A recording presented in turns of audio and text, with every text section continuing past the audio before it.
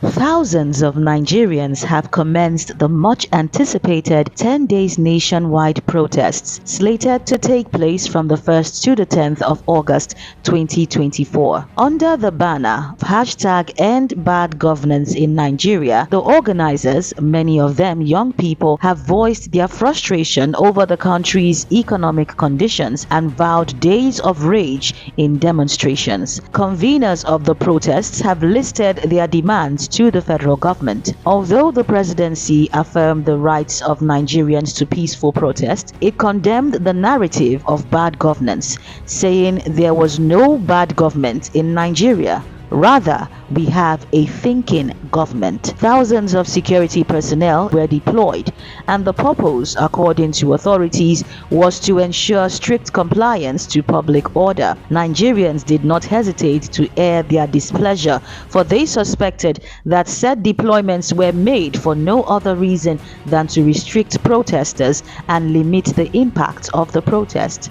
Security personnel embarked on patrol within states in preparation for the protest. August 1st eventually came with tension thickly in the air, as usually busy streets were empty. Businesses, banks, shopping plazas, and markets were locked up for fear of the protests becoming violent and crisis erupting. The protest began across the country without incident, with protesters carrying placards conveying strong messages and chants that projected the spirits of solidarity. As the proverbial two sides to a coin, we got to see two sides of the situation, as there were also reports and video proof of pro-government protesters involved in the mix of things at some locations. The placard-carrying youths said they were opposed to the hunger protest, but when interviewed, they didn't seem to have their mission clearly understood.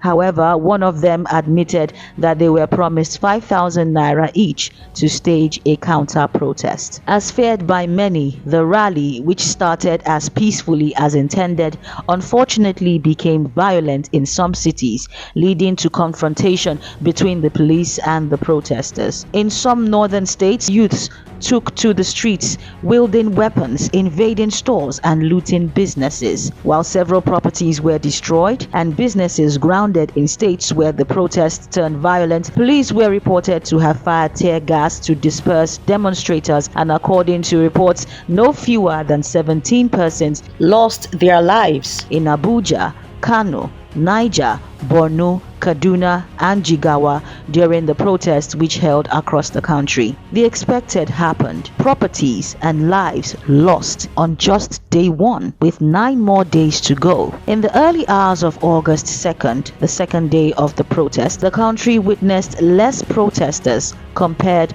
to the day before. Business resumed in many parts of places like Lagos State. Other states reported the same. More cars and more commercial taxis were seen on the road. However, things began to pick up as reports later surfaced from around the country of increased participation in day 2 of the protests. Still, for extra measure, some northern states imposed a 24-hour curfew and ban on all forms of protest. It was also disclosed in Abuja that 32 persons were arrested for vandalizing shops and other buildings on the first day of the nationwide protest. In Katsina State, over 50 suspects were reported arrested in connection with the destruction of public and private properties, with authorities vowing to apprehend all those involved.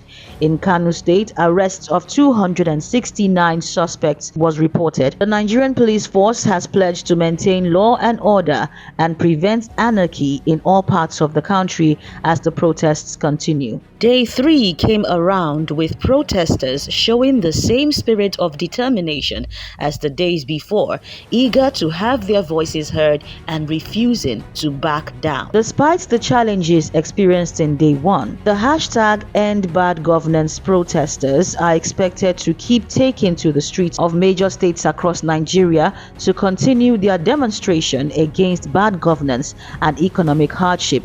The intention is to go on every day of what the protest organizers christened the 10 days of rage demonstration. Since the End SARS protests in 2020, which saw Nigerian youths march out to protest police brutality and demand reforms, we have seen increase in vocalizing of grievances by the people, defiance in the face of resistance by the government, even with the use of military force, and boldness to speak up, calling a spade a spade. Protests and social media have become weapons of choice when it comes to mass demonstration and expression of gross frustration felt by the people as a result of poor leadership and lack of empathy from the government. While many welcome this move to protest with open arms and heart, believing that standing up for ourselves and insisting on our rights as citizens to vehemently call out the government where they are wrong is a step in the right direction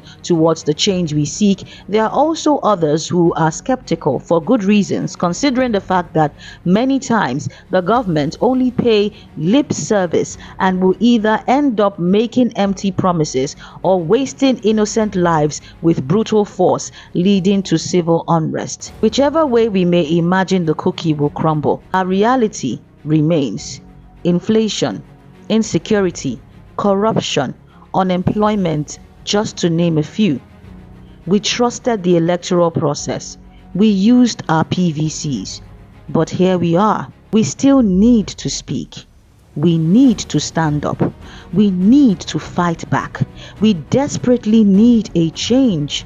So far, all we can do is this: stage protests. But will they listen? How far are we ready to go? What results do you believe we will have at the end of the 10 days hunger protest exercise? Are we truly on our way to the end of bad governance in Nigeria? What else do we need to do?